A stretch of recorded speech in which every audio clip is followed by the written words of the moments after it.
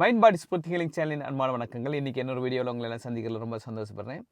இன்றைக்கி நம்ம எதை பற்றி பார்க்க போகிறோம்னு சொன்னால், அதாவது ஆண் பிள்ளை அழுகக்கூடாதுன்னு நம்ம சொல்லி சொல்லி சொல்லி சொல்லி வளர்த்துவோம் இல்லையா? அதாவது ஆம்பளைனா நீ வந்து அழுகவே கூடாதுடா, நீ வந்து ஒரு சிங்கண்டா அப்படின்னு சொல்லிட்டு, அது சரியா தப்பா, அதனால என்னென்ன பிரச்சனைகளாக வருது அப்படிங்கிறத பற்றி நம்ம பார்க்க போகிறோம்.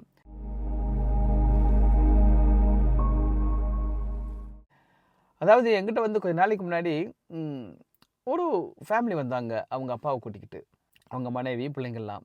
அவர் வந்து ஒரு ஸ்ட்ராங்கான ஒரு பெர்சன். ரொம்ப ஒரு வலிமையானவர். அவர் வந்து அந்த ஊர், அந்த சொசைட்டிலேயே பல பிரச்சனைகள், பல விஷயங்களுக்கு ஆலோசனை கேட்டு நம்பிக்கைக்காகவும் ஒரு ஒரு பிரச்சனை எந்த ஒரு இதுனாலும் சொல்லி அவர்கிட்ட ஆலோசனையே கேட்டு வருவாங்க. அந்தளவுக்கு ஒரு ஸ்ட்ராங்கான ஒரு நல்ல மனுஷர் அவர். ஆனால் கொஞ்ச நாளாகவே ரொம்ப ஒரு கஷ்டத்தில், துக்கத்தில், பல விஷயங்கள் ஏதோ ஷேர் பண்ண முடியாமல் அவர் மனசுக்குள்ளே ஒழுங்கிக்கிட்டு இருக்காரு அப்படிங்கிறதுக்காக அவருடைய நடவடிக்கை எல்லாமே ஒரு சோர்வடைஞ்சு போன நிலையில் அவர் யார்கிட்டையும் ஷேரும் பண்ண மாட்டேங்கிறதுனால அவர் வந்து அவரை கூட்டிகிட்டு வந்தாங்க.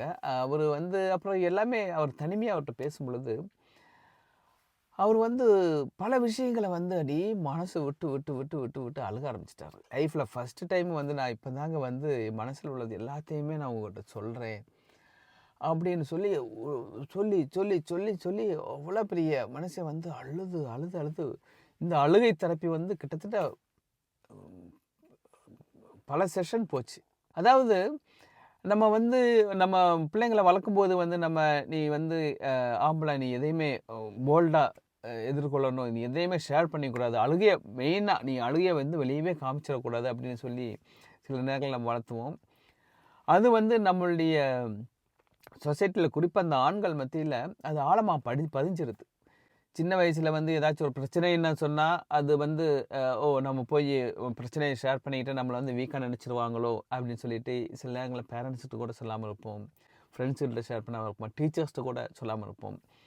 அதாவது அவன் குரூப்புகளில் ஏதாச்சும் ஒரு பிரச்சனை கிடைக்கும், யாராச்சும் அவனை அவமானப்படுத்திடுவாங்க, இல்லை அடிச்சிடுவாங்க, இல்லை நம்மளே சமாளிப்போம் அப்படின்னு சொல்லிட்டு அந்த ஒரு சண்டையில் வரும்போது ஏற்படக்கூடிய அந்த ஒரு வலியை உள்ளே தாங்கிக்கிட்டு அது அப்படியே சப்ரஸ் ஆகிரும், உள்ளேயே சொல்கிறதில்ல. அதே போல் வந்து ஏதாச்சும் ஒரு பிரச்சனைன்னு சொன்னால் மனம் விட்டு அழுக வேண்டிய நேரங்கள் எல்லாம் அழுகிறதில்ல.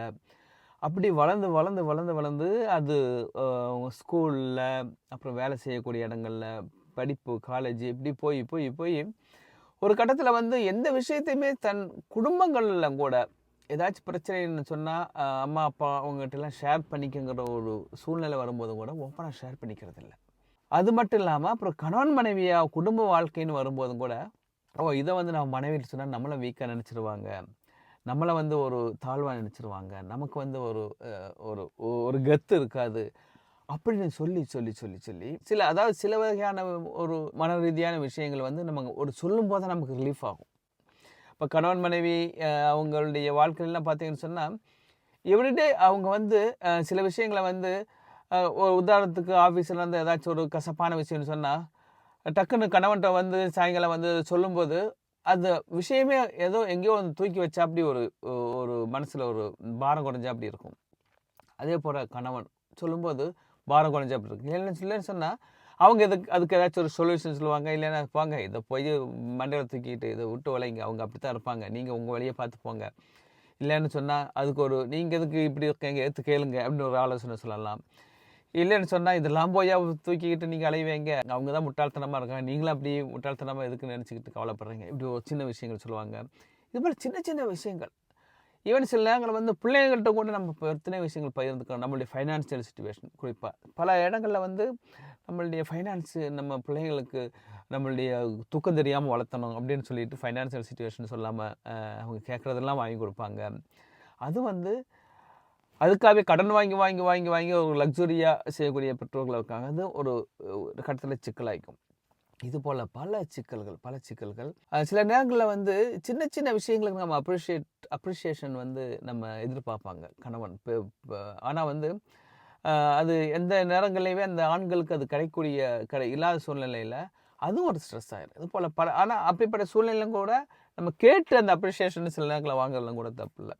இது போல் அவருக்கு பல விஷயங்கள் சின்ன சின்ன சின்ன சின்ன பலவிதமான அழுகைகள், கஷ்டங்கள் எல்லாம் உள்ள தேங்கி தேங்கி ஒரு கட்டத்தில் வந்து அதை உள்ள அழுத்தமாயிருச்சு. ஸோ அப்புறம் அதுக்கெல்லாம் அவர் பேசினதுமே அவருக்கு வந்து கிட்டத்தட்ட ஒரு பாதிக்கு மேலே அவருக்கு ரிலீஃப் கிடச்சிருச்சு. அப்புறம் அவர் தகுந்த ஆலோசனைகள்லாம் சொல்லி அவர் வந்து ஒரு முழு ஒரு புதிய ஒரு ரிஃப்ரெஷ் ஆகி அவர் அதிலேருந்து வெளியே விட்டு வந்தார்.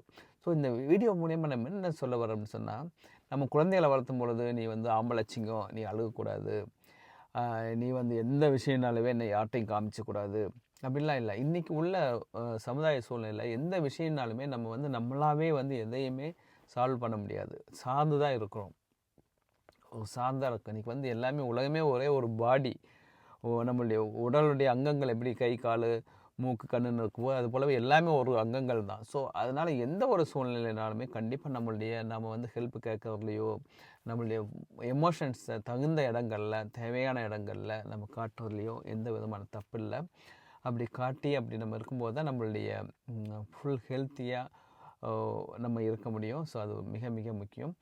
அதனால் நம்ம குழந்தைய வளர்க்கும் போதுமே அவங்களுடைய ஃபீலிங்ஸ் எல்லாம் எப்படி வெளிக்காட்டணும் அப்படிங்கிறதோடு சேர்த்து வளர்க்கணும். அதே போல் கொஞ்சம் முகம் சோர்ந்து உங்களுடைய கணவனோ மனைவியோ பிள்ளைங்களோ இருந்தாங்கன்னு சொன்னால் அவங்கள்ட்ட வந்து நம்ம வாலண்டியராகி போய் கேட்கணும். என்ன பிரச்சனை, ஏதாச்சும் சொல்லணுமா அப்படின்னு சொல்லி நம்ம வந்து அவங்க சொல்கிறதுக்கு தயக்கப்பட்டாலும் கூட நம்ம அவங்கள்ட்ட அடிக்கடி கேட்டு அந்த ஒரு பிரேக், அந்த பாயிண்ட்டை வந்து பிரேக் பண்ணி அவங்கள அதுலேருந்து உடச்சி அவங்கள வெளியே கொண்டு வர்றதுக்கு நம்ம உதவி செய்யணும். எப்போவுமே குடும்பங்களில் இருந்தது தான் வந்து நம்ம முதல் அந்த ஒரு தெரப்பியே ஆரம்பிக்குது. ஸோ அது வந்து ரொம்ப முக்கியம். அதனால தான் நம்ம முடிஞ்ச அளவு நம்மளுடைய சாப்பிடும்போதெல்லாம் ஒன்றா உட்காந்து சாப்பிட்றதோ, அல்லது காரில் பயணிக்கும் போது ஒன்றா உட்காந்து பேசிட்டு போகிறதோ, தூங்குறதுக்கு முன்னாடி கொஞ்சம் ஷேர் பண்ணிக்கிறதோ, இது போல் ஆப்பர்ச்சுனிட்டிஸ் நம்ம மேக்ஸிமம் எந்தெந்த அளவுக்கு அதிகமாக நம்ம உருவாக்கிறோமோ அது உருவாக்கி இந்த ஷேரிங் விஷயங்களை நம்ம வந்து அதிகமாக்கணும். இது ரொம்ப முக்கியம். ஸோ இந்த ஒரு நல்ல தாட்டோடு இந்த வீடியோ முடிச்சுக்கிறேன். ஸோ எப்போவும் உங்கள் பிள்ளையா நீ ஆம்பளைச்சிங்கம் அழுகக்கூடாது, அது பாசிட்டிவான விஷயத்துக்காக நீங்கள் சொன்னாலும் கூட பாசிட்டிவான விஷயத்துக்கு சொல்லலாம். நீ ஆம்பளை ஸ்ட்ராங்காக இருக்கணும், நீ வந்து போல்டாக இருக்கணும் அப்படிலாம் சொன்னாலும் கூட அவங்க எமோஷன்ஸ் வந்து முடக்கூடிய அளவு நம்ம வந்து அவங்கள என்கரேஜ் பண்ணக்கூடாது அப்படிங்கிற ஒரு நல்ல தாட்டோட இந்த வீடியோ முடிச்சுக்கிறேன். இன்னொரு வீடியோவில் சந்திப்போம். நன்றி, வணக்கம்.